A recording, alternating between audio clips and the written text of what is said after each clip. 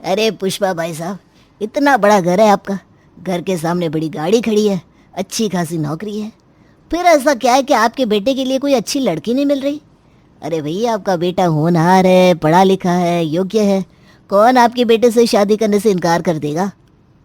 देखो भाई साहब, सच्ची बात बताएं आपको तो हम चाहे तो आज लड़की मिल जाए हमारे बेटे के लिए, लेकिन हमारा एक उसूल है, हम जीवन में कोई भी काम गलत तरीके से नहीं करते। हम चाहे तो लड़की वालों से छुपा कर ये शादी कर ले। वैसे भी शादी के बाद कोई क्या ही बिगाड़ लेता है, इन छोटी छोटी बातों को वैसे भी कोई तूल नहीं देगा। लेकिन फिर भी यह हमारे उसूल और आदर्श है कि बेटे का रिश्ता करने से पहले हम छोटी से छोटी बात भी स्पष्ट रूप से कहकर तब रिश्ता जोड़ने की बात करते हैं। बस इसी बात की अड़चन पड़ जाती है। आजकल की लड़कियों को तो जान ही रहे भाई साहब आप, और लड़कियों का भी क्या ही दोष बताया, हवा ही पश्चिम की तरफ बह रही है। अरे बच्चे तो क्या, हमारी उम्र के बूढ़े भी ये पिज्ज़ा, बर्गर, मोमोज और चाउमीन के दीवाने हुए जा रहे हैं। सीधा साधा खाना तो जैसे बीते ज़माने की बात हो गई। हम समझे नहीं भाई साहब, आखिर ऐसी भी क्या बात है जिसे सुनकर लड़की वाले आपके बेटे से रिश्ता जोड़ने से इनकार कर देते हैं? हमें भी तो पता चले। देखो, हमारे यहाँ भोजन से संबंधित एक नियम है। अब नियम क्या बताए, आप समझ लो पत्थर की लकीर है। और वैसे भी आपको पता है ना, पुष्पा नाम है मेरा, पुष्पा राज। मैं झुकेगा नहीं साला। हमारे परिवार में भोजन बिल्कुल सादा और सात्विक बनता है, खाने पीने की कोई मनाही नहीं है। नई दुल्हन घर में आए जो चाहे पका कर खाए। बस दो शर्तें हैं, खाना शाकाहारी होना चाहिए और दूसरी शर्त यह कि हमारे भोजन में सिर्फ 3 ही मसालों का प्रयोग होता है, 3 से चौथा मसाला डालने की अनुमति नहीं है। पुष्पा की बात सुनकर उसका मित्र घनश्याम गहरी सोच में पड़ जाता है। अरे भाई साहब, ये कौन सी बहुत बड़ी बात है जिसके लिए आप बेटे का एक के बाद एक रिश्ता ठुकराते जा रहे हैं? अरे भाई, क्या फ़र्क पड़ेगा, बहू 3 मसाले डाले या 5 मसाले डाले? इसमें इतना मुद्दा बनाने जैसी तो कोई बात हमें नज़र नहीं आती। माफ़ कीजिएगा भाई साहब, हम आपकी बात को अभी भी पचा नहीं पा रहे हैं। देखो, तुम हमारे मित्र हो, इसलिए आज तुम्हें खुलकर पूरी बात बता देते हैं। कुछ बरस पहले की बात है, हमारे साले साहब ने यहीं बाज़ार में मसालों की एक बड़ी दुकान खोली थी। इकलौते साले हैं वो हमारे, इसलिए हम अक्सर दुकान पर उनसे मिलने के लिए चले जाया करते थे। एक दिन की बात है। और भैया, कैसा चल रहा है काम धंधा? काम तो ठीक चल रहा है जीजा जी, आप बताइए, आप ठीक हो ना? अरे हम तो सब बढ़िया है। अच्छा दिखाओ, ये कौन सा नई कंपनी का मसाला आया है? जीजा जी, ये किचन किंग मसाला है। किसी भी सब्जी में डालकर बनाया जाए तो एकदम लाजवाब स्वाद आएगा। अरे सिंपल जो खाना हम लोग बनाते हैं ना, उसी खाने को इतना स्वादिष्ट बना देगा ये मसाला कि आप उंगलियां चाट चाट कर खाएंगे। अगर ऐसी बात है तो लाओ, पैक कर दो 5-6 डिब्बे, हम भी तो ट्राई करके देखें। जीजा के कहने पर पुष्पा का साला मसाले पैक करके उसे दे देता है। पुष्पा अक्सर ही दुकान पर जाता और जो भी नए तरह का मसाला दिखाई देता तुरंत अपने घर के लिए कुछ डिब्बे पैक करवा कर ले आता। कभी वो कसूरी मेथी, कभी मीट मसाला, कभी चाय का मसाला, तो कभी दाल मसाला। इसी तरह एक एक करके नए नए तरह के मसाले ट्राई करने के लिए वो दुकान से लाता रहता। घर में भी सबको तरह तरह के मसाले से बना भोजन खाने की लत लग गई थी और साधारण मसाले से बना हुआ खाना तो किसी को जचता ही नहीं था। एक दिन जब पुष्पा अपने साले की दुकान पर पहुंचा तो उसने देखा कि आज दुकान पर उसके साले नहीं बल्कि ससुर जी बैठे हुए हैं। प्रणाम बाबूजी, कैसे हैं आप? हम तो अच्छे हैं बेटा, आपका यहाँ कैसे आना हुआ? कुछ नहीं बाबूजी, मैं बस थोड़े मसाले लेने के लिए आया था। साले ने मसाले की दुकान खोल ली, इसका ये मतलब थोड़ी ना है कि जब मन करे तब मसाला पैक करा कर ले जाओ। अरे इतने साल से मसाले ले जा रहे हैं आप यहाँ से, कभी मसाले की पेमेंट भी करी है या दहेज की किस्तों में कट रहा है मसालों का पैसा? आप मुझे ताना मार रहे हैं बाबूजी? आपको पता नहीं है, पुष्पा नाम है मेरा, पुष्पा। कभी किसी के सामने झुकता नहीं है। और आज आपने मुझे 100 रुपए के मसाले के लिए ताना मार दिया। मुझे ताना मारने से पहले एक बार अपने बेटे से पूछना तो चाहिए था कि आज तक मैं जितने भी मसाले लेकर गया हूँ मुफ्त में लेकर गया हूँ या पैसे देकर लेकर गया हूँ। मैं कहता हूँ फोन लगाइए अभी के अभी रामचरण को। अरे बेटा, मैं तो मजाक कर रहा था, तुम तो बिना बात उखड़ने लग जाते हो। हमारा मजाक करने का स्वभाव है। नहीं बाबूजी, आपने आज मजाक की हद पार कर दी। आपका ये मजाक मुझे बिल्कुल पसंद नहीं आया। मैं सौगंध लेता हूँ, आज के बाद मैं आपकी दुकान से तो क्या, कहीं से भी मसाले नहीं खरीदूंगा। आज के बाद मेरा परिवार बिना मसाले का खाना खाएगा। आप लोगों को क्या लगता है कि मैं पुष्पा राज मसाले के बिना जी नहीं पाएगा? आज के बाद मेरे घर में सिर्फ 3 मसाले का इस्तेमाल होगा, और वो मसाला है हल्दी, नमक और धनिया। सौगंध है मुझे, जो मैंने आज के बाद कोई भी मसाला अपने घर के किसी भी भोजन में इस्तेमाल किया तो। बस उस दिन का दिन है और आज का दिन है। मेरे परिवार में मसाला शब्द का नाम लेना भी अपराध हो गया।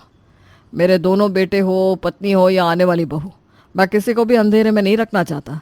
इसीलिए शादी से पहले ही जब मैं लड़की देखने के लिए जाता हूँ तभी क्लियर कर देता हूँ कि मेरे घर में शादी करके आना है ना, तो पुष्पा की कसम को तो निभाना ही पड़ेगा। अरे क्यों छोटी सी बात को इतने सालों से रबड़ की तरह खींच रहे हो सकता है बाबूजी ने वाकई मजाक में कहा हो, और जब तुम पैसा देकर ही मसाला खरीदते थे तो तुम्हें बुरा मानना ही नहीं चाहिए। अरे जाने दो, खत्म करो बात को, वैसे भी इतना समय बीत चुका है। अरे मेरा नाम पुष्पा है तो मेरे को फ्लावर समझे क्या? फ्लावर नहीं, फायर है मैं, फायर। जो एक बार पुष्पा ने जुबान दिया तो मतलब दिया। अब तो इस घर के हर सदस्य को मेरी सौगंध को निभाना ही होगा।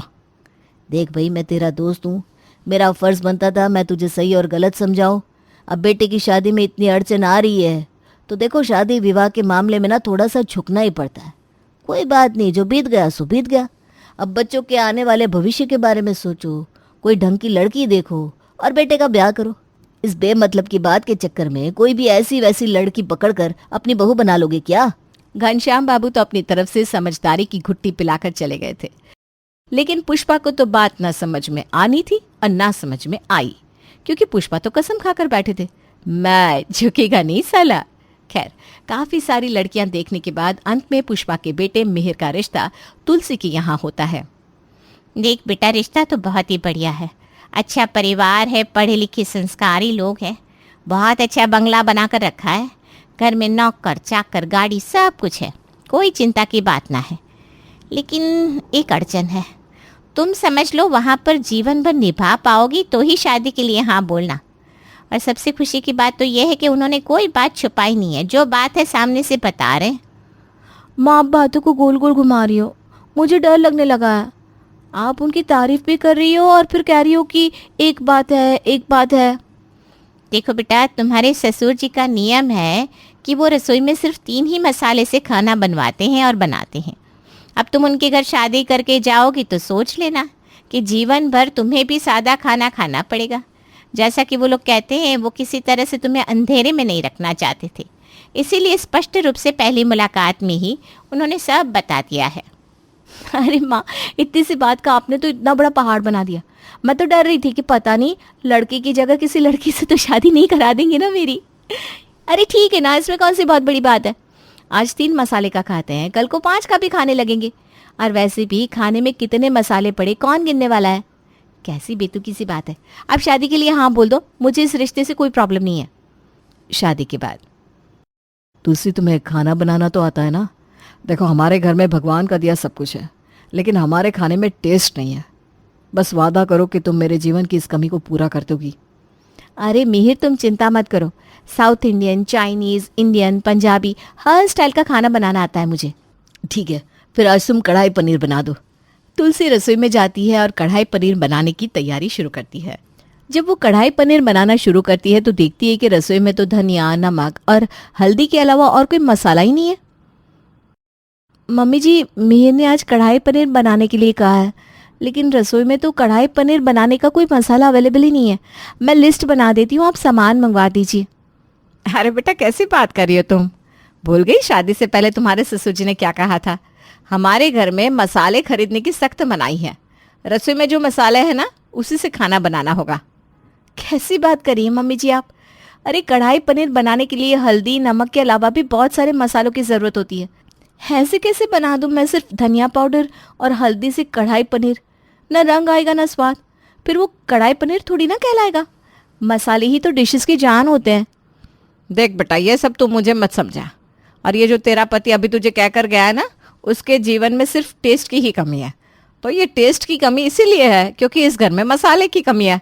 वरना 30 साल से मैं रसोई में काम कर रही हूँ, मुझे क्या खाना बनाना नहीं आता? मसालों के साथ तो मैं भी बना सकती हूँ अच्छा खाना। तो मम्मी जी मेरे पास भी कोई जादू की छड़ी तो है नहीं। जब आप लोग मसाला ही नहीं दोगे तो कढ़ाई पनीर क्या खाक बनेगा? ठीक है, जैसी आपकी मर्जी। आपने जो मसाले दिए हैं उन्हीं से सब्जी बना देती हूँ। शाम के समय मम्मी जी कड़ी बनाने जा रही हूँ, कम से कम कड़ी छोंकने के लिए मेथी दाना तो मंगवा दीजिए आप, या कड़ी भी मैं जीरे से छोंक कर ही बना लूँ। ये तो छोटी छोटी सी चीज़ है ना मम्मी जी, अब इनके लिए भी पापा जी से पूछना पड़ेगा क्या? ये तो आपको भी पता है कि पोहा छोंकने के लिए राई के दानों की ज़रूरत होती है, कड़ी में छौंका लगाने के लिए मेथी दाना चाहिए होता है, लेकिन हमारी रसोई में तो मसाले के नाम पर कुछ है ही नहीं। और मैं ना साफ साफ बता रही हूँ, मैं बिना हींग के खाना बनाती हूँ ना तो मेरे पेट में गैस बन जाती है। हींग तो आपको मंगवा कर देनी ही पड़ेगी। बेटा, मैं तुम्हारे ससुर जी से अगर तलाक मांगूंगी ना तो वो तलाक मुझे दे सकते हैं, लेकिन मसाले लाने नहीं देंगे। इसलिए मुझे तो तुम माफ़ करो। तुम्हारे पेट में दर्द होता है बेटा तो पेट दर्द की दवा मंगवा लो, लेकिन वो हींग नहीं लाने वाले। बिना बात घर में कलेश और करा देंगे। बेटा, शादी हुई है तुम्हारी इस घर में, अब कड़ी बनानी हो चाहे पोहा, इन्हीं 3 मसालों के साथ खाना बनाना सीख लो। ना तो रोज़ रोज़ मुझे कहने में अच्छा लगता है, ना ही तुम्हें सुनने में। कितनी बार तो तुम्हें समझा दिया, फिर भी तुम रोज़ रोज़ आकर मेरे सर पर खड़ी हो जाती हो। कभी कहती हो कसूरी मेथी मंगा दो, कभी कहती हो सौंफ चाहिए, कभी कहती हो किचन किंग मसाला चाहिए। बेटा, मसाले के तो नाम सुने हुए भी मुझे कम से कम 7 साल हो गए। अब तो मैं ये भी भूल गई हूँ कि ये सब मसाले दिखते कैसे थे। अगले कुछ दिनों में ही बहू तुलसी एक जैसे मसाले से बना हुआ खाना खा खा कर बोर हो गई थी। ऊपर से पति की शिकायतें तो उसका जीना मुश्किल किया हुआ था। तुलसी अपनी सास और ससुर से मसालों की डिमांड कर करके थक चुकी थी। इसलिए एक दिन पड़ोस में रहने वाली अपनी सहेली से ही अपने मन की बात कहती है। अरे तुलसी, तुम्हारी प्रॉब्लम का ना मेरे पास एक सोल्यूशन है, तुम कहो तो मैं ट्राई करूं? देखो, कुछ लोग ना सीधे तरीके से बातों को नहीं समझते, उन्हें समझाने के लिए गोल गोल घूम कर आना पड़ता है। तो बस इतना समझ ले कि कल से मैं तेरे लिए अपने यहाँ से बनाकर खाना भिजवाऊंगी। मसाले वाला खाना बनाने की मनाही है ना, खाने की तो मनाही है नहीं। हाँ, ये तो बिल्कुल ठीक कह रही है। ठीक है, अब से यही ट्रिक आजमा कर देखते हैं। अगले दिन तुलसी की सहेली विनीता एक बड़े से कटोरे में कड़ी बनाकर उसके घर का दरवाज़ा खटखटाती है। आंटी जी, बढ़िया हींग और मेथी का तड़का लगाकर प्याज और आलू के पकोड़े डालकर गरम गरम कड़ी बनाई है। अब आप लोग तो खाते नहीं है मसालेदार खाना, इसलिए तुलसी के लिए लेकर आई थी मैं। यहाँ डाइनिंग टेबल पर रख देती हूँ, आप उसको दे दीजिएगा। तुलसी तो मंदिर तक गई है बेटा, आज शनिवार है ना, तो पीपल के पेड़ पर दिया जलाने जाती है। आई रही होगी थोड़ी देर में, आएगी तो बोल दूंगी। पड़ोसन तो कड़ी का कटोरा डाइनिंग टेबल पर रखकर चली गई थी, लेकिन उसकी खुशबू से तुलसी के सास और ससुर दोनों का मन डगमग डगमग होने लगा था। लेकिन फिर भी अब नियम है, ऐसे ही किसी भी खाने की खुशबू देखकर नियम थोड़ी ना तोड़ा जाता है। इसलिए कड़ी की मनमोहक खुशबू सूंघ कर भी दोनों पति पत्नी चुपचाप अपने अपने काम में लगे रहते हैं। कुछ देर बाद तुलसी मंदिर से आती है। हम अब मम्मी जी विनीता ने दी है तो क्या करें, कितने दिनों बाद ऐसी हींग और मेथी के तड़के वाली कड़ी खाने को मिलेगी। मेरा तो सोच के ही मुंह में पानी आ रहा है। और ये देखिए, कड़ी पत्ता और कसूरी मेथी भी डाली है इसमें। मम्मी जी, आज तो मैं 2 की जगह 4 रोटी खाने वाली हूँ। बहू की बात सुनकर उसकी सास के मन में भी कड़ी खाने की इच्छा होने लगती है।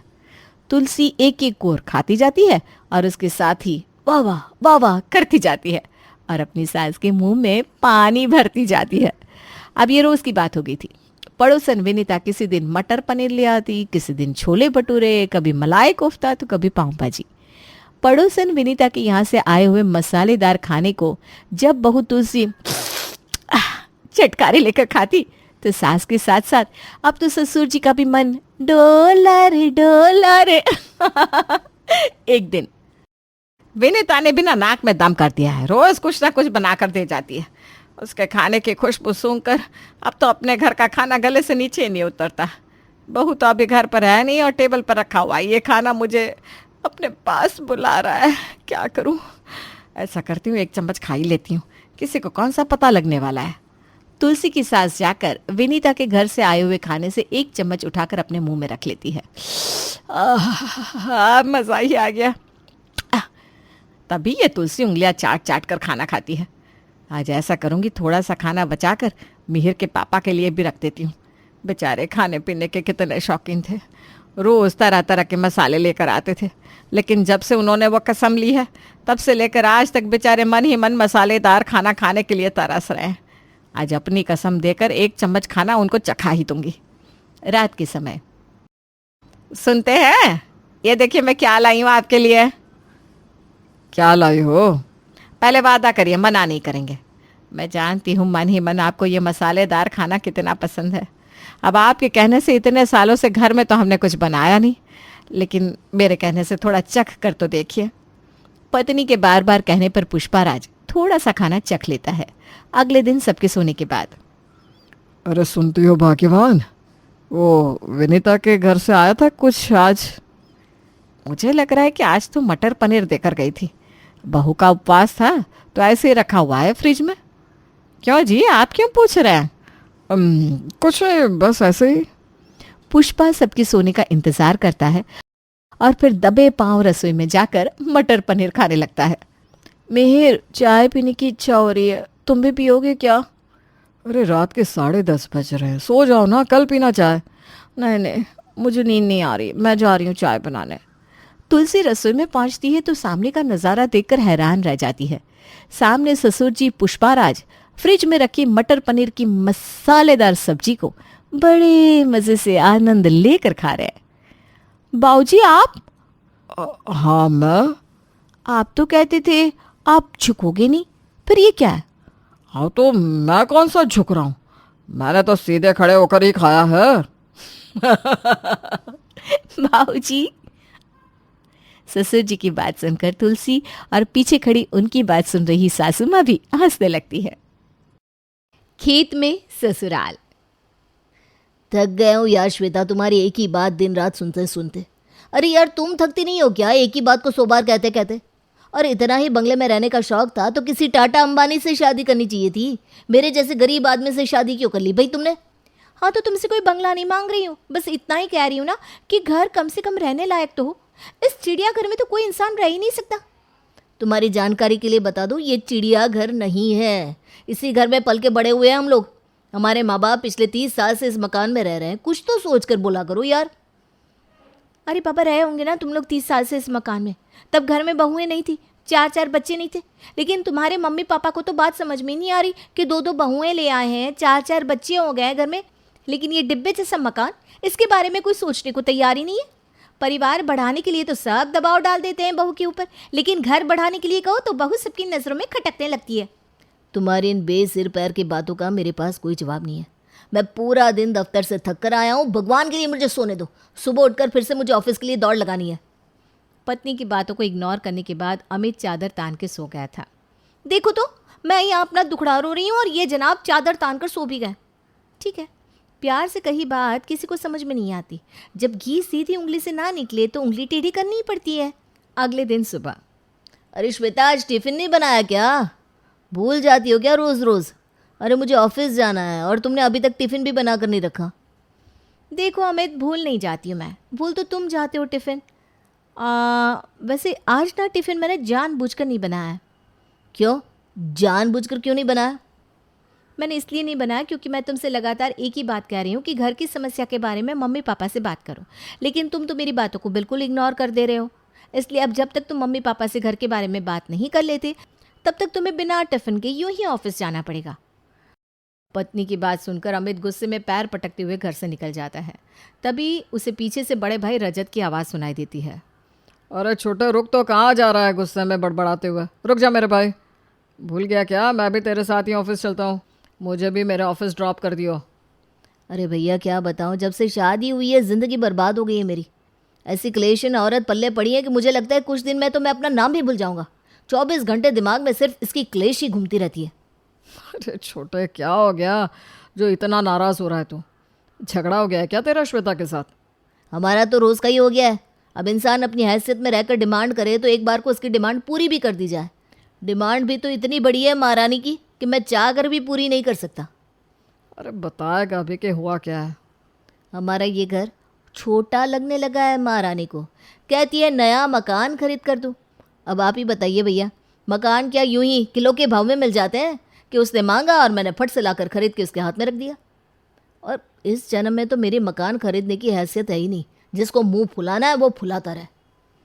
अरे छोटे, तूने तो मेरे जख्मों पर हाथ रख दिया है। अरे भाई, यही कहानी तो मेरे घर में भी चल रही है। तेरी भाभी भी सुबह शाम इसी बात पर कलेश करती है कि अब इस कमरे में 2 बच्चों के साथ उसका गुजारा नहीं है। कहती है बरसों से इसी इंतज़ार में बैठी हुई हूँ कि कभी हम बड़ा मकान लेंगे तो रिश्तेदारों को अपने घर बुलाएंगे। अब आखिर कब तक रिश्तेदारों से मुंह छुपा है। कोई भी मेहमान आने की बात करता है तो पहले ही मन में धुक धुक होने लगती है कि मेहमान आ गए तो उन्हें सुलाएंगे कहाँ, क्योंकि यहाँ तो हमारी सोने की आफत आई रहती है। अगर देखा जाए छोटे, तो इन दोनों की बात गलत नहीं है। हमारा घर वाकई बहुत छोटा है, लेकिन करे तो क्या करें। अरे मकान खरीदना कोई बच्चों का खेल थोड़ी ना है। हम लोगों की इतनी तनख्वाह में घर चल जाए वही बहुत है। मकान खरीदने के तो ख्वाब भी नहीं आते मुझे। अरे भैया, वही समस्या तो मेरे साथ भी है। वो ये समझना ही नहीं चाहती कि बीवी के साथ रोज रोज कलेश करना मेरा शौक नहीं, मजबूरी है। देख छोटे, अब तो ये दोनों बिल्कुल अड़ने वाली कंडीशन में आ गई है। इस समस्या का कुछ तो हल निकालना ही पड़ेगा हमें। तो भैया आप ही बताओ ना, सोल्यूशन क्या है इस प्रॉब्लम का? सॉल्यूशन क्या है? एक बार चलते हैं माँ बाबू जी से बात करके देखते हैं, हो सकता है उनके पास कोई सॉल्यूशन हो। खेत में ससुराल। थक गए हूँ यार श्वेता, तुम्हारी एक ही बात दिन रात सुनते सुनते। अरे यार, तुम थकती नहीं हो क्या एक ही बात को 100 बार कहते कहते? और इतना ही बंगले में रहने का शौक था तो किसी टाटा अंबानी से शादी करनी चाहिए थी। मेरे जैसे गरीब आदमी से शादी क्यों कर ली भाई तुमने? हाँ तो तुमसे कोई बंगला नहीं मांग रही हूँ, बस इतना ही कह रही हूँ ना कि घर कम से कम रहने लायक तो हो। इस चिड़ियाघर में तो कोई इंसान रह ही नहीं सकता। तुम्हारी जानकारी के लिए बता दूं, ये चिड़ियाघर नहीं है। इसी घर में पल के बड़े हुए हैं हम लोग। हमारे माँ बाप पिछले 30 साल से इस मकान में रह रहे हैं। कुछ तो सोच कर बोला करो यार। अरे पापा, रहे होंगे ना तुम लोग 30 साल से इस मकान में, तब घर में बहुएं नहीं थी, 4-4 बच्चे नहीं थे। लेकिन तुम्हारे मम्मी पापा को तो बात समझ में नहीं आ रही कि 2-2 बहुएं ले आए हैं, 4-4 बच्चे हो गए हैं घर में, लेकिन ये डिब्बे जैसा मकान, इसके बारे में कोई सोचने को तैयार ही नहीं है। परिवार बढ़ाने के लिए तो सब दबाव डाल देते हैं बहू के ऊपर, लेकिन घर बढ़ाने के लिए कहो तो बहू सबकी नज़रों में खटकने लगती है। तुम्हारी इन बेसिर पैर की बातों का मेरे पास कोई जवाब नहीं है। मैं पूरा दिन दफ्तर से थक कर आया हूँ, भगवान के लिए मुझे सोने दो। सुबह उठकर फिर से मुझे ऑफिस के लिए दौड़ लगानी है। पत्नी की बातों को इग्नोर करने के बाद अमित चादर तान के सो गया था। देखो तो, मैं यहाँ अपना दुखड़ा रो रही हूँ और ये जनाब चादर तान कर सो भी गए। ठीक है, प्यार से कही बात किसी को समझ में नहीं आती। जब घी सीधी उंगली से ना निकले तो उंगली टेढ़ी करनी ही पड़ती है। अगले दिन सुबह। अरे श्वेता, आज टिफिन नहीं बनाया क्या? भूल जाती हो क्या रोज़ रोज़? अरे मुझे ऑफिस जाना है और तुमने अभी तक टिफिन भी बना कर नहीं रखा। देखो अमित, भूल नहीं जाती हूँ मैं, भूल तो तुम जाते हो टिफ़िन। वैसे आज ना टिफ़िन मैंने जानबूझकर नहीं बनाया है। क्यों? जानबूझकर क्यों नहीं बनाया? मैंने इसलिए नहीं बनाया क्योंकि मैं तुमसे लगातार एक ही बात कह रही हूँ कि घर की समस्या के बारे में मम्मी पापा से बात करो, लेकिन तुम तो मेरी बातों को बिल्कुल इग्नोर कर दे रहे हो। इसलिए अब जब तक तुम मम्मी पापा से घर के बारे में बात नहीं कर लेते, तब तक तुम्हें बिना टिफ़िन के यूं ही ऑफिस जाना पड़ेगा। पत्नी की बात सुनकर अमित गुस्से में पैर पटकते हुए घर से निकल जाता है। तभी उसे पीछे से बड़े भाई रजत की आवाज़ सुनाई देती है। अरे छोटे, रुक तो, कहाँ जा रहा है गुस्से में बड़बड़ाते हुए? रुक जा मेरे भाई। भूल गया क्या? मैं भी तेरे साथ ही ऑफिस चलता हूँ, मुझे भी मेरे ऑफिस ड्रॉप कर दियो। अरे भैया क्या बताऊँ, जब से शादी हुई है ज़िंदगी बर्बाद हो गई है मेरी। ऐसी क्लेशन औरत पल्ले पड़ी है कि मुझे लगता है कुछ दिन में तो मैं अपना नाम भी भूल जाऊँगा। 24 घंटे दिमाग में सिर्फ इसकी क्लेश ही घूमती रहती है। अरे छोटे, क्या हो गया जो इतना नाराज़ हो रहा है तू? झगड़ा हो गया है क्या तेरा श्वेता के साथ? हमारा तो रोज़ का ही हो गया है। अब इंसान अपनी हैसियत में रहकर डिमांड करे तो एक बार को उसकी डिमांड पूरी भी कर दी जाए। डिमांड भी तो इतनी बड़ी है महारानी की कि मैं चाह कर भी पूरी नहीं कर सकता। अरे बताएगा अभी कि हुआ क्या है? हमारा ये घर छोटा लगने लगा है महारानी को। कहती है नया मकान खरीद कर दूँ। अब आप ही बताइए भैया, मकान क्या यूं ही किलो के भाव में मिल जाते हैं कि उसने मांगा और मैंने फट से लाकर खरीद के उसके हाथ में रख दिया। और इस जन्म में तो मेरे मकान खरीदने की हैसियत है ही नहीं। जिसको मुंह फुलाना है वो फुलाता रहे। अरे छोटे, तूने तो मेरे जख्मों पर हाथ रख दिया है। अरे भाई, यही कहानी तो मेरे घर में भी चल रही है। तेरी भाभी भी सुबह शाम इसी बात पर कलेश करती है कि अब इस कमरे में 2 बच्चों के साथ उसका गुजारा नहीं है। कहती है बरसों से इसी इंतज़ार में बैठी हुई हूँ कि कभी हम बड़ा मकान लेंगे तो रिश्तेदारों को अपने घर बुलाएंगे। अब आखिर कब तक रिश्तेदारों से मुंह छुपा है।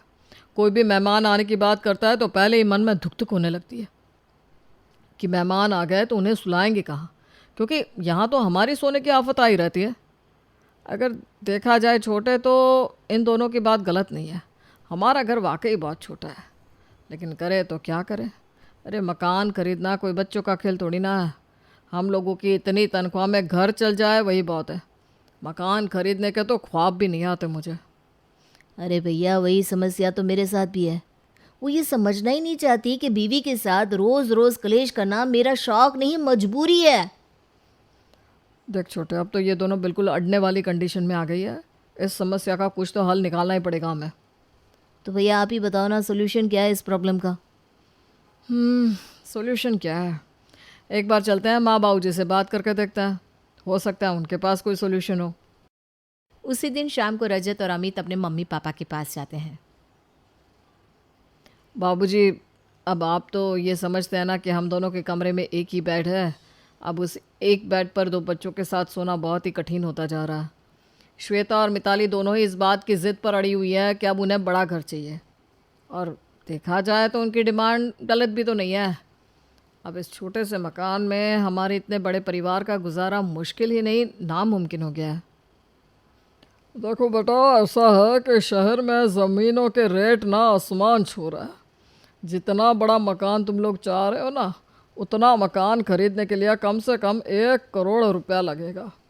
और मैं स्पष्ट शब्दों में बता रहा हूँ बेटा कि मेरे पास इतना पैसा नहीं है। तुम लोग ये बात अपनी पत्नियों को जितनी जल्दी समझा दो उतना ही अच्छा है। झूठ में वहाँ पालने से कोई फ़ायदा नहीं है। बाबूजी की बात सुनकर पर्दे के पीछे खड़ी होकर सास ससुर की बात सुन रही दोनों बहू के कमरे में आ जाती है। बाबूजी, आपने तो बड़ी आसानी से कह दिया कि हम लोग वहम ना पालें, लेकिन आप ही सोचकर बताइए ना, कैसे हम अपने 2 बच्चों के साथ इस छोटे से घर में गुजारा करें। बहू, मैंने पहले ही बताया है कि शहर में तो अब दूसरा मकान खरीदने की हमारी हैसियत है नहीं।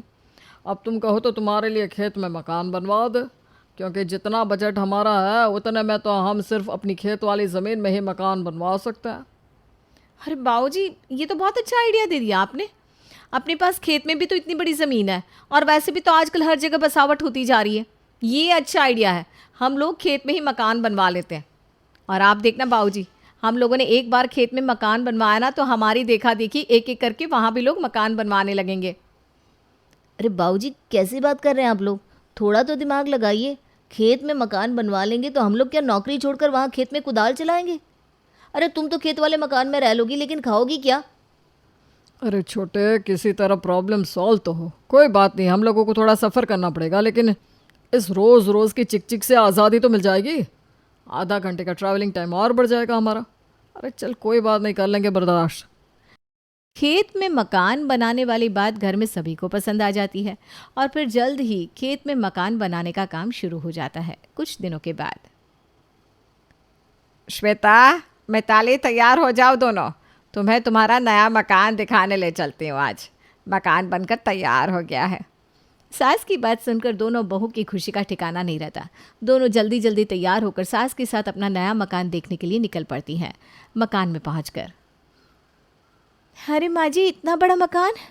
मैं तो विश्वास ही नहीं कर पा रही हूँ कि वाकई ये इतना बड़ा घर हमारा है।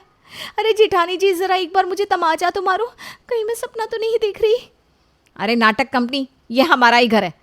देख तो सही, कितने बड़े बड़े कमरे हैं, और ये हॉल तो जैसे ही शुरू होने के बाद ख़त्म ही नहीं होता। मुझे तो ऐसा लगता है कि बच्चे इसके अंदर क्रिकेट भी खेल सकते हैं। भाभी, उस छोटे से घर में तो इतनी घुटन होती थी कि सांस भी नहीं आती थी। और देखो ना, एक ये घर है, इसे तो मैं ऐसा सजाऊंगी कि देखने वाले बस देखते रह जाएंगे। आपको पता नहीं है, मेरे अंदर इतना टैलेंट है कि मुझे देखकर इंटीरियर डिज़ाइनर भी शर्मा जाए। अच्छा जी, हमें तो पता ही नहीं था कि हमारी देवरानी इतनी टैलेंटेड है। ठीक है, अब तुझे बहुत मौका मिलेगा अपना टैलेंट दिखाने का। ऐसा करना, मेरे कमरे का डिज़ाइन भी तू ही डिसाइड कर लेना। हाँ भाभी, क्यों नहीं। अब तुम दोनों का ये डिज़ाइन हो गया हो तो रसोई और बाथरूम भी दिखा दूँ। माँ जी, ऐसा लग रहा है कि हमारा सपना आपने सच कर दिया। इतनी खुशी मुझे तो ऐसा लग रहा है कि खुशी के मारे मैं कहीं आज ऊपर ही ना चली जाऊँ। अरे नहीं नहीं बेटा, इतनी भी जल्दी क्या है ऊपर जाने की। अभी तो तूने सिर्फ ये मकान देखा है, जब तू यहाँ रहने आएगी तब क्या करेगी। मैं भी यही सोच रही हूँ माँ जी, कि कहाँ वो डिब्बे जैसे ससुराल और कहाँ ये आलीशान बंगले जैसा। जब इतनी बड़ी ज़मीन अपने पास थी तो आज तक हम क्यों छोटे से मकान में रहकर दुख भोग रहे थे? आपने ना माँ जी हमारे साथ अच्छा नहीं किया। हम लोगों को इतना तरस आया है, उसके बाद ये मकान बनवा कर दिया आपने। खेत का मकान बनकर तैयार हो गया था, इसलिए जल्द ही अमित, श्वेता, रजत, मिताली और उनके साथ सास ससुर अपने बच्चों के साथ उस बड़े से मकान में शिफ्ट हो जाते हैं। अरे भैया, मैंने पहले भी समझाया था कि ये खेत में मकान बनाने का डिसीजन हमारा गलत साबित होगा। अभी तो आप सब लोग बहुत खुश हो रहे हो ना, देख लेना 1 हफ्ते के अंदर सर पकड़ के रोते हुए नजर नहीं आए आप लोग तो मेरा नाम बदल देना। अरे कोई भी ज़रा सा दिमाग से काम नहीं लेता है, थोड़ा सा प्रैक्टिकल बनकर सोचना चाहिए ना। अब आप ही सोचो, मेरे पास तो मेरी पर्सनल गाड़ी है, इसलिए मैं तो फिर भी किसी तरह चला कर आपको ऑफिस पहुंचा दूंगा। लेकिन बच्चों के स्कूल के बारे में सोचा है? स्कूल की बस आएगी क्या खेतों के अंदर बच्चों को लेने इस कच्ची पगडंडी पर? अरे देवर जी, आप क्यों छोटी छोटी बातों पर अपना ब्लड प्रेशर बढ़ाने लगते हैं? हम दोनों हैं ना, बच्चों को लाने और छोड़ने का काम हमारी जिम्मेदारी है। आप लोग टेंशन ना लो, सब मैनेज हो जाएगा। दोनों बहुओं के आश्वासन देने पर अमित और रजत चिंता छोड़कर अपने ऑफिस जाने के बारे में सोचने लगते हैं। शुरू के कुछ दिन तो बहुत ही उत्साह और खुशी में बीत जाते हैं, लेकिन धीरे धीरे दोनों बहुओं को समझ में आने लगा था कि खेत में मकान बनवा के उन्होंने कितना बड़ा बवाल अपने जीवन में पाल लिया है। अरे श्वेता, बच्चों की बस 7 बजे मेन रोड पर आ जाएगी। 7 बजे तक बच्चों को वहाँ पहुँचना है, तो ऐसा कर आधे घंटे पहले ही निकल कर जाओ, वरना बच्चों की स्कूल बस मिस हो जाएगी। हाँ चाची, जल्दी करो, कल भी आपने बस मिस करवा दी थी जिसकी वजह से हमें स्कूल की छुट्टी करनी पड़ी। आज तो हमारा टेस्ट भी है, हम आज का स्कूल मिस नहीं कर सकते। अरे बच्चों, मैंने कोई जानबूझकर आप लोगों की बस मिस नहीं करवाई थी। बेटा, यहाँ से मेन रोड तक जाने में इतना टाइम लग जाता है कि वहाँ पहुँचते पहुँचते मुझे तो हफाई आ जाती है। सच में ये स्कूल से लाने और छोड़ने वाला काम तो बहुत ही बड़ी प्रॉब्लम हो गई है, लेकिन छोटी अब कर भी क्या सकते हैं, झेलना तो पड़ेगा ही। अगले दिन, अरे भाभी, ये इतनी गंदी बदबू कहाँ से आ रही है? हाँ छोटी, मैं भी यही सोच सोच के परेशान हूँ। सुबह से जब से उठी हूँ ना, ये इतनी गंदी बदबू कहीं से तो आ रही है। तभी मिताली देखती है कि आंगन की खिड़की से बदबू घर के अंदर आ रही है। आंगन की खिड़कियाँ आपने खोली है क्या? हाँ, मैंने खोली है। क्या हो गया? ये देखिए, गांव के लोग हमारे घर के पीछे खेत में सुबह सुबह शौच करके चले गए, सारी बदबू वहीं से आ रही है। अरे अंधे हैं क्या ये लोग? उन्हें दिखाई नहीं देता कि हमारा घर है यहाँ? किसी के घर के पीछे ऐसे कौन करके जाता है? अरे बेटा, तेरा घर बाद में है, पहले तो ये खेत है। चल आगे से ध्यान रखेंगे, खिड़की सुबह के समय भूल कर भी नहीं खोलना। और हाँ बेटा, घर में ना किचन का सारा सामान ख़त्म हो गया है। तुम दोनों ऐसा करो, आज जाकर बाज़ार से थोड़ा सामान लेती आओ। अब बच्चे इतना लेट आने लगे हैं कि उनसे तो घर का कोई काम कहने का मन ही नहीं करता। पहले ही भरे बैठे रहते हैं, ज़रा सी कोई बात कर दो तो लड़ने को आते हैं दोनों को दोनों। अब गुस्सा तो आएगा ही ना, हमारा क्या है, हम तो घर में बैठे रहते हैं। वो दोनों बेचारे रोज़ 2-3 घंटे का सफ़र करके ऑफिस जाते हैं और घर पहुंचते पहुंचते रात के 10 हो जाते हैं दोनों को। आप चिंता मत करिए माँ जी, उन दोनों से कहने की कोई ज़रूरत नहीं है। बाजार का काम हम दोनों कर देंगे। दोनों बहुएं बैग लेकर बाजार से सामान लेने के लिए निकल पड़ती हैं, लेकिन फिर वही समस्या, घर से मेन रोड तक तो उन्हें पैदल ही जाना पड़ता। कोई भी साधन मेन रोड से ही मिला करता था, जिसके कारण मेन रोड तक पहुंचते पहुंचते पैरों का बैंड बच जाता था। वापसी में भारी भरकम सामान लेकर घर पहुंचते पहुंचते दोनों देवरानी जेठानी का हलक सूख गया था और धूप में सामान घसीटते घसीटते दोनों को जैसे चक्कर आने लगे थे। भाभी, मुझे लग रहा है ये खेतों में मकान बनाने वाला आइडिया कुछ ज़्यादा डेंजरस साबित होता जा रहा है। बाजार से सामान लाना हो या बच्चों को स्कूल छोड़ना, हम दोनों के पैदल चल चल कर कमर टूट गई है। अरे अभी तो हमें आए हुए सिर्फ महीना भी नहीं हुआ, मुझे तो अभी से तारे दिखाई देने शुरू हो गए हैं। गर्मी से ना मेरी हालत ख़राब हो रही है। अरे छोटी, तू ना बहुत जल्दी हिम्मत छोड़ देती है। अब बाज़ार से सामान लाने में थोड़ी मेहनत तो लगेगी ना, तू चिंता ना कर। घर चल, आराम से एसी में बैठकर चाय पियेंगे। दोनों जब तक घर पहुंचती हैं अंधेरा घिरा आया था। सोफे पर बैठते ही जैसे एसी का बटन ऑन करते हैं, अचानक से लाइट चली जाती है। ए मिताली, पता नहीं लाइट कब आएगी। अरे बेटा, अब दिन ढल गया है ना, लाइट तो मुश्किल ही आएगी। तुम्हें पता है ना, यहाँ पर रोज़ रात को लाइट कट जाती है। अरे माँ जी, ये बिजली वाले रोज़ रोज़ रात को लाइट क्यों काट लेते हैं? हमारा तो एक एक दिन काटना भारी हो रहा है इस घर में। एक तो वहाँ पर आराम से हमारे पास मेड थी झाड़ू पोछा बर्तन तो वही करके जाती थी, फिर उसके बाद हमें बस खाना बनाने का काम बचता था। जब से यहाँ आए घर के सारे काम हमें खुद करने पड़ रहे हैं, ऊपर से बाजार का राशन, बच्चों को छोड़ने जाना, हर छोटे से छोटा काम हमारे हिस्से आ गया है। अरे हम भी तो इंसान है, कोई मशीन थोड़ी ना है कि दिन रात बस काम ही करते चले जाएंगे। तो जिद तो तुम दोनों ने ही पाली थी ना, थोड़ा एडजस्टमेंट तो करना पड़ेगा। अब तुम ही बताओ, यहाँ खेतों के बीच कहाँ से तुम्हें काम वाली ला कर दूँ मैं?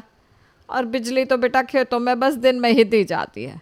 अब अगर रात को बिजली चाहिए तो जनरेटर का इंतज़ाम करना पड़ेगा, वरना रोज़ रात ऐसे ही मक्खी मारते हुए बीतेगी।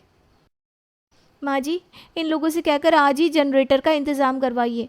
पूरा दिन गधे की तरह काम करते हैं हम लोग, और रात में भी चैन से सोने को नहीं मिलता। इतनी गर्मी में मच्छर मारते हुए सोना मेरे बस का नहीं है। हाँ ठीक है बेटा, कहा ना मैंने कि बात करूँगी। अब मुँह से निकलते ही काम हो जाए ऐसा ज़रूरी तो नहीं है, थोड़ा समय तो लगेगा, थोड़ा सब्र करो। अरे माँ जी, कैसे सब्र करें हम? यहाँ अंधेरे में मोमबत्ती जलाकर खाना तो हमें बनाना पड़ेगा ना। बच्चों की यूनिफॉर्म भी प्रेस नहीं हुई है, वॉशिंग मशीन चल नहीं पा रहे हैं। जब से यहाँ आए हाथ से कपड़े धोने पड़ते हैं, क्योंकि दिन में पता नहीं कितनी बार लाइट आती है, कितनी बार जाती है, कोई गिनती ही नहीं है। एकदम जीवन दुश्वार हो गया है हमारा। अरे बेटा, थोड़ी लाइट की ही तो दिक्कत है, बाकी घर तो इतना बड़ा है ना, कमरे तो बड़े बड़े मिल गए तुम दोनों को।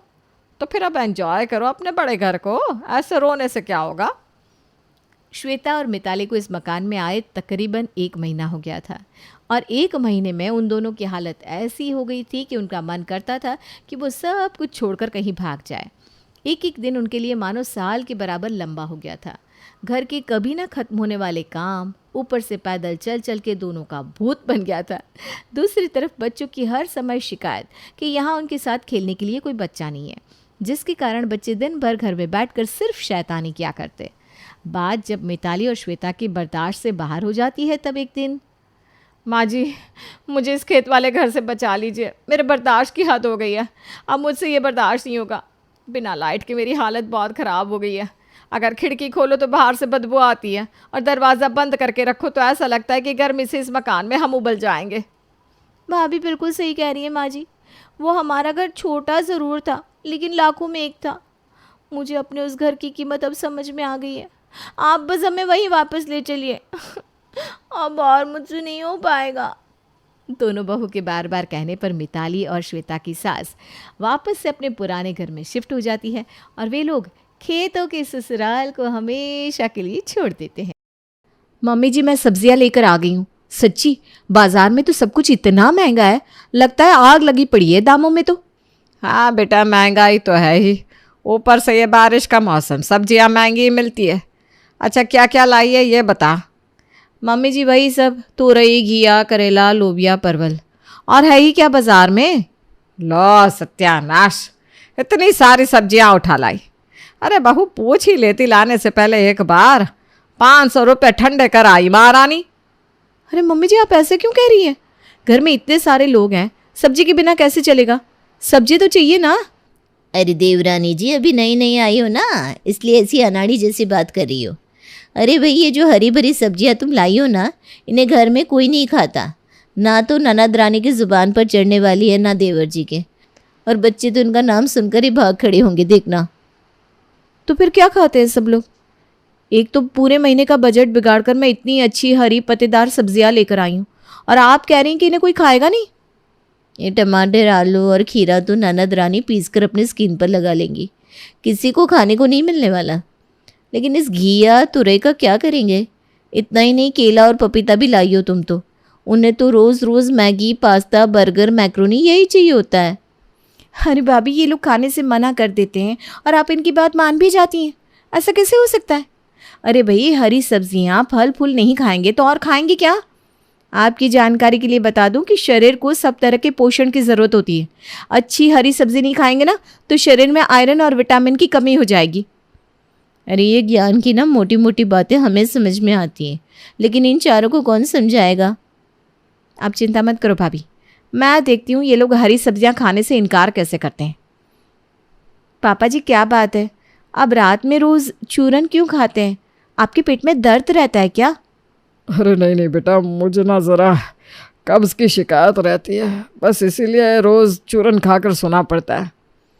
बाबूजी, अगर सब्जी, फल, रेशेदार खाना नहीं खाएंगे तो आपके साथ साथ घर के बाकी सभी लोगों को भी कब्ज़ की शिकायत हो जाएगी। अरे भाई, शरीर के पाचन को स्वस्थ रखने के लिए फल और सब्जियां खाना बहुत ज़रूरी होता है। तेरा मतलब है अगर मैं हरी सब्जियां खाने लगा तो मुझे चूरन नहीं खाना पड़ेगा? अरे बिल्कुल नहीं खाना पड़ेगा। आज से मेरी बात मानकर रेशेदार फल, सब्जियां और थोड़ा सा व्यायाम शुरू करें, फिर देखिए। बहू रोहिणी की बात सुनकर बाबूजी की आंखों में चमक सी आ गई थी, क्योंकि सालों से चूरन खाकर वो भी परेशान हो चुके थे। टीना, ये बालों में क्या लगा रही हो? अरे भाभी क्या बताऊँ, सारे बालों का सत्यानाश हो गया है। मैंने इंटरनेट पर रेमेडी देखी है, उसे ट्राई कर रही हूँ। किसी तरह ये बालों का घोंसला फिर से बालों की शेप में वापस आ जाए, उसी के लिए तो दिन रात मेहनत कर रही हूँ। तुम्हें पता है टीना, हमारे बाल ना प्रोटीन से बने हुए होते हैं। अगर हमारी बॉडी का प्रोटीन इंटेक सही रहेगा तो बाल अपने आप सुंदर, घने और चमकीले हो जाएंगे। जब हमारी बॉडी में न्यूट्रिशन की कमी होती है, वही हमारे स्किन और बालों पर दिखाई देती है। आपके कहने का मतलब क्या है? मेरे कहने का मतलब बस इतना सा है कि अगर तुम अपने खाने में जंक फूड की जगह दालें, हरी सब्जियां, नट्स और फ्रूट्स ऐड करोगी ना, तो बाल के साथ साथ स्किन भी चमकने लगेगी। सोच लो, तुम्हें टेस्ट की ज़्यादा चिंता है या अपने बालों की? बात तो आपकी एकदम सही है भाभी। बाल से बड़ी तो दुनिया में और कोई चीज़ ही नहीं है। अरे बाल की कीमत एक टकले से पूछो। उस बेचारे के जीवन का सबसे बड़ा दुख यही होता है कि उसके सर पर बाल नहीं होते। भाभी, आपको पता है, टीना और बाबूजी दोनों लोग हरी सब्जियां और फ्रूट्स खाने के लिए तैयार हो गए। आप चिंता मत करो, धीरे धीरे सबको लाइन पर ले आऊँगी, बस थोड़ा सा और इंतज़ार करो। दोपहर का समय था। जेठानी के दोनों बच्चे रिया और अंकित अपना होमवर्क कर रहे थे। तभी रोहिणी अपने मोबाइल में एक वीडियो ऑन करके उनके पास जाकर बैठ जाती है। क्या आप भी चाहते हैं कि आपके एग्ज़ाम में फुल मार्क्स आए? स्कूल में होने वाले सारे कंपटीशन में आप ही फर्स्ट आए? अगर आपके मन में ये सब बातें चल रही है तो हमारा ये वीडियो शुरू से अंत तक ज़रूर देखें। सबसे पहली बात, अगर आप रोज़ आंवले के साथ एक मुट्ठी ड्राई फ्रूट खाओगे तो उससे आपकी शारीरिक और मानसिक ताकत बढ़ेगी। दूसरी बात यह कि जब हम अच्छा खाना खाते हैं तो बॉडी को ज़्यादा ऑक्सीजन मिलता है। ज़्यादा ऑक्सीजन रिलीज़ होने से शरीर के अंगों तक ज़्यादा ऑक्सीजन पहुंचता है, जिससे शरीर का अच्छे से विकास होता है। जब दिमाग और शरीर स्वस्थ होगा तभी तो आप आने वाले एग्ज़ाम में अच्छा रिजल्ट ला पाएंगे। इसलिए आज से ही हरी सब्जियां और फलों को खाना शुरू कर दो और फिर देखो रिजल्ट्स। अरे वाह, मुझे तो पता ही नहीं था एग्ज़ाम में अच्छे नंबर लाना इतना आसान काम है। बचपन में अगर मुझे ये बात बता दी होती तो हेल्दी खाना खाकर मैं भी कब की टॉपर बन गई होती। लेकिन मैं इतनी बेवकूफ़ थी कि अच्छा खाना देखकर मुंह टेढ़ा करती थी। लेकिन मुझे लगता है तुम लोग मेरी तरह बेवकूफ़ी नहीं करोगे, है ना? सच कहा ना? सही बात है चाची, इस तरह से तो कभी सोचा ही नहीं था। आप ना अब से मेरे लिए ग्रीन वेज बनाया करो। मुझे तो भाई ब्रेन को हेल्दी करना है और वो आंवला भी खाना है मुझे। फिर देखता हूँ सारों को कैसे मुझे बिट करके क्लास में फर्स्ट आता है। चाची और मेरे लिए वो बनाना, वो जो रेड रेड होता है ना, जिसमें ब्लड जैसा रेड कलर निकलता है, ताकि मेरे चिक्स भी ना उसकी तरह रेड हो जाए। रोहिणी की गोल गोल बातों में घर के सारे सदस्य फंस गए थे। हरी सब्जियों का फायदा बताकर उसने ससुर, ननद, यहाँ तक कि घर की शैतान चौकड़ी रिया और अंकित को भी अपनी तरफ कर लिया था। हालांकि लौकी का जूस और करेले की सब्जी खाने को तो खुद सासू माँ भी तैयार नहीं थी, लेकिन रोहिणी के पास तो जैसे सबके मूड को सेट करने की चाबी थी। अब तो रोज ही घर में घिया, टिंडा, भिंडी बनने लगे थे। धीरे धीरे सभी खाना सीखने लगे थे। ये क्या हो गया है सबको? सबके सब भैंस की तरह हरा चारा खाने लगे। जब से छोटी भाभी आई है इस घर की तो आबो हवा ही बदल गई। 1 हफ्ता हो गया है, हर रोज़ घास फूस खाकर मैं तो तंग हो गया हूँ। लगता है सबसे बात करनी ही पड़ेगी। अरे टीना, तू कब से ये सब खाने लगी? चलना मोमोज खाकर आते हैं।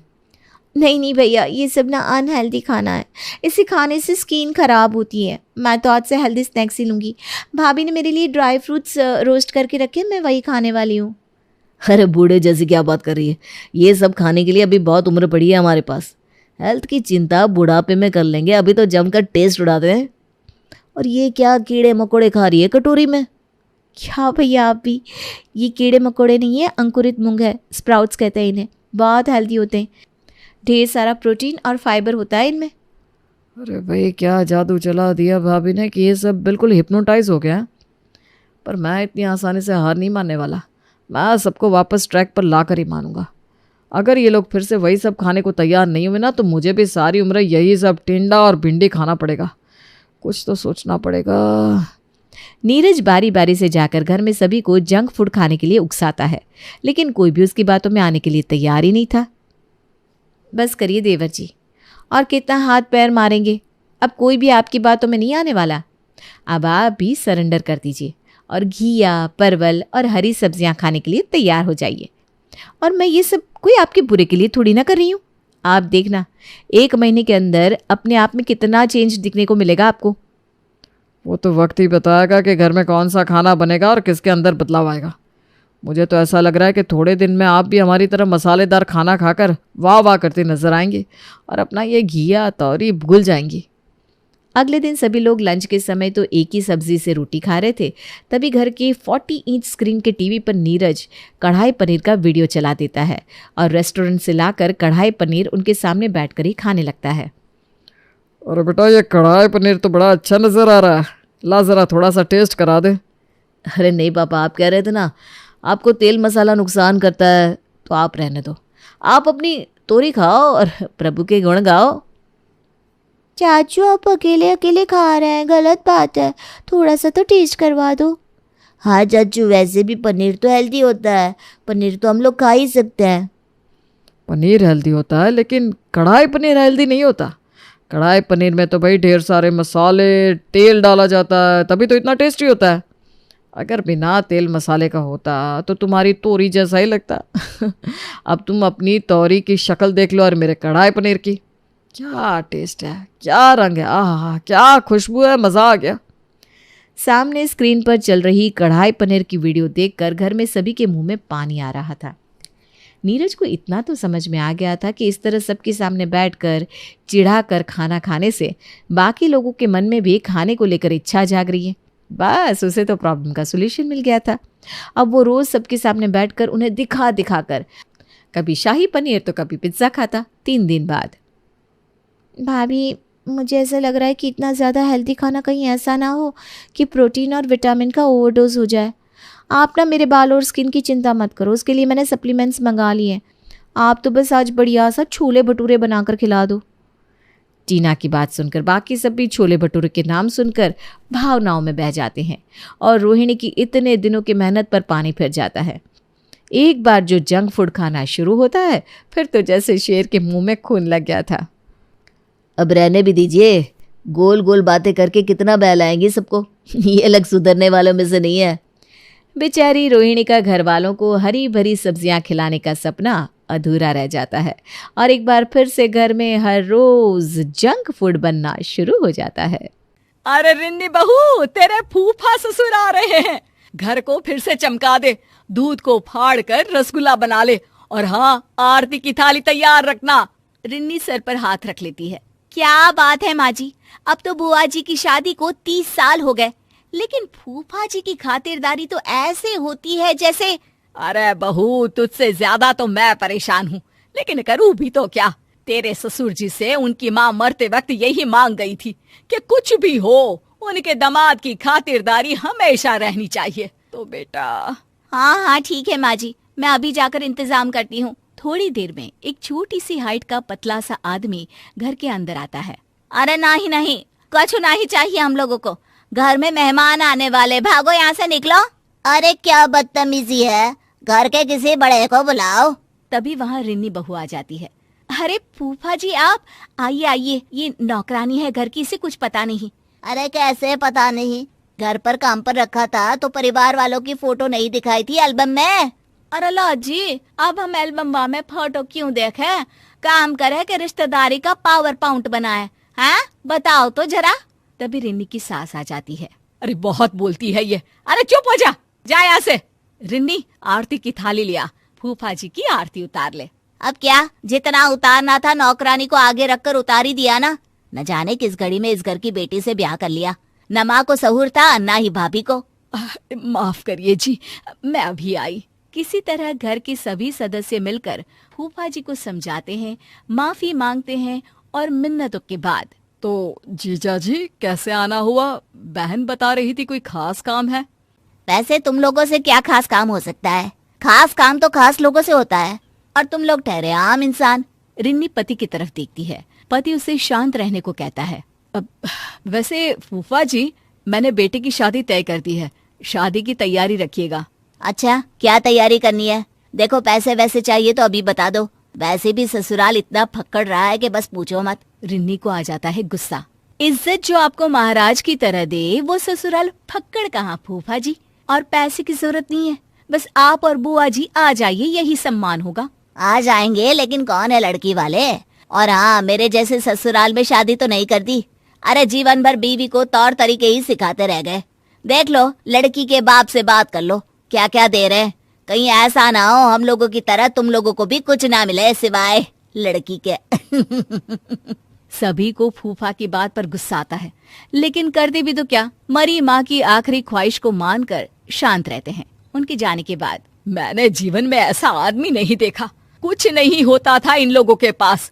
बाबूजी ने बिजनेस शुरू करवाया, पैसे देकर घर खरीदवाया, बिजनेस का गुण सिखाया और आज अपने ससुराल को भला बुरा बोल रहा है। पर माँ, बुआ कुछ क्यों नहीं कहती?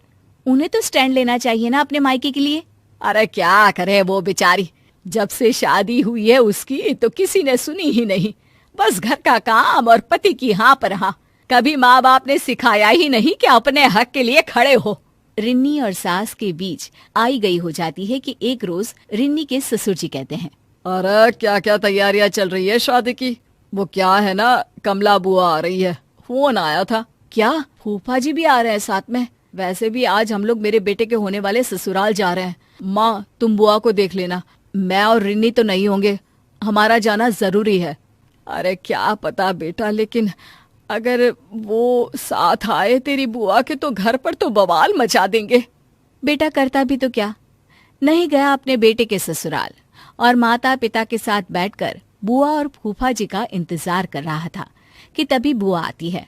अरे वाह मेरी बहना, बड़े दिन बाद आई। हाँ हाँ कमला दीदी, आपके पतिदेव तो आए थे, आप भी साथ आ जाती। क्या हो गया, दोनों साथ घूमते नहीं है क्या?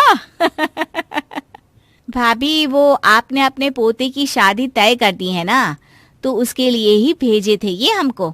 पर बुआ जी, हम लोगों को तो किसी भी चीज की जरूरत नहीं है, बेटे की शादी है, आप लोगों का आशीर्वाद चाहिए बस। भाभी की बात सुनकर बुआ की आंख में आंसू आ जाते हैं। अरे दीदी, मायके आई हैं, खुश होइए। बिटिया मायके आकर फ्री होती है और आप हैं कि मन में भार ली हुई है। क्या हो गया बताइए? अरे क्या बताऊं भाभी, इन्होंने ही भेजा है।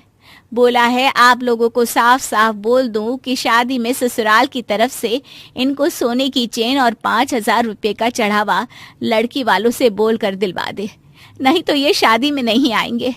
मुझे भी धमकाया है कि नहीं तो मुझे अकेले ही भेज देंगे। और ये क्या बात होती है बेटा, हम लोगों ने तो किसी भी तरह के लेन देन के लिए मना कर दिया है। लड़की अच्छी है और उनकी माता पिता इतने सक्षम नहीं है। मैंने कुछ पैसे जमा किए हैं, वही आप लड़की वालों को बोलकर इन्हें दिलवा दीजिए ना, बाकी सोने की चेन का इंतजाम तो कर लूंगी मैं। अरे वो तो है मेरे पास, वही दे देंगे। रिन्नी बहू, जाकर सुनार के यहाँ से पॉलिश करवा लेना या तुड़वा कर नई ले लेना। बुआ के चेहरे पर मुस्कान आ जाती है। मैं आज भी आप लोगों पर बोझ बनी हूं ना भाभी। अरे कैसी बात कर रही हो, माँ पापा नहीं है तो क्या हुआ, तेरा भाई और भतीजा तो है ना। जीजा जी को बोलना सब कुछ मिलेगा, परेशान ना हो बस। शादी वाले दिन लड़की के पिता कहते हैं, ये लीजिए भाई साहब, ये पैसे और सोने की चेन। वैसे आप लोगों की औकात क्या इतना ही देने की है? और क्या क्या दे रहे हैं आप लोग दहेज में? या आपकी शादी भी ऐसे ही हो रही है जैसे मेरी हुई थी, फक्कड़? नहीं नहीं भाई साहब, हम लोगों को बिल्कुल लालची लोग नहीं मिले। बहुत ही समझदार हैं ये लोग, लड़की को ही दहेज मानते हैं। लेन देन के नाम पर भी सिर्फ यही लिया है जो आपके हाथ में है। हम तो खुश नसीब है कि हम लोगों को कोई मांगने वाला नहीं, ससुराल के कंधे पर रहने वाला दामाद नहीं, बल्कि अपने बल पर अपनी बीवी को संभाल लेने वाला दामाद मिला है। ये सुनकर फूफा जी का मुंह उतर जाता है और उसके बाद फिर वो कभी कोई डिमांड नहीं करते।